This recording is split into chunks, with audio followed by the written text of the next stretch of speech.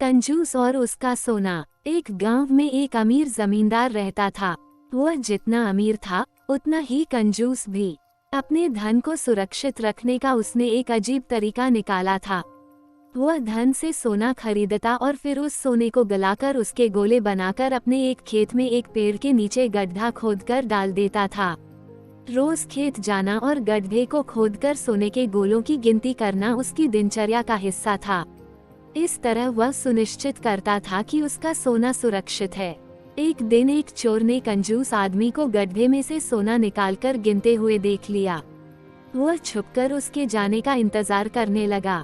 जैसे ही कंजूस आदमी गया, वह गड्ढे के पास पहुंचा और उसमें से सोना निकालकर भाग गया।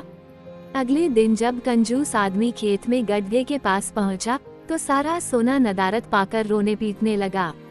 उसके रोने की आवाज वहां से गुजरते एक राहगीर के कानों में पड़ी, तो वह रुक गया।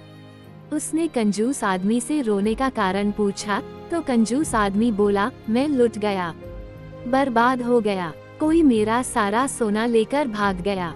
अब मैं क्या करूँगा? सोना किसने चुराया? कब चुराया? राहगीर आश्चर्य में पड़ गया।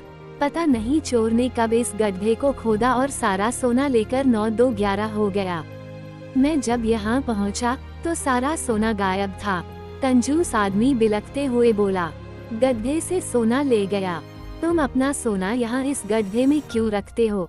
अपने घर पर क्यों नहीं रखते? वहाँ जरूरत पड़ने पर तुम उसका आसानी से उपयोग कर सकते हो। राहगीर बोला, मैं अपने सोने को कभी हाथ नहीं लगाता। मैं उसे सहेज कर रखता हूँ और हमेशा रखता, यदि वो चोर उसे चुराकर नहीं ले जाता। कंजूस आदमी बोला। यह बात सुनकर राहगीर ने जमीन से कुछ कंकड़ उठाए और उसे उस गड्ढे में डालकर बोला, यदि ऐसी बात है तो इन कंकड़ों को गड्ढे में डालकर गड्ढे को मिट्टी ढक दो और कल्पना करो कि यही तुम्हारा सोना है, क्योंकि इनमें और तुम्हारे सोने में कोई अंतर नहीं है। ये भी किसी काम के नहीं और तुम्हारा सोना भी किसी काम का नहीं था। उस सोने का तुमने कभी कोई उपयोग ही नहीं किया, नहीं करने वाले थे। उसका होना न होना बराबर था।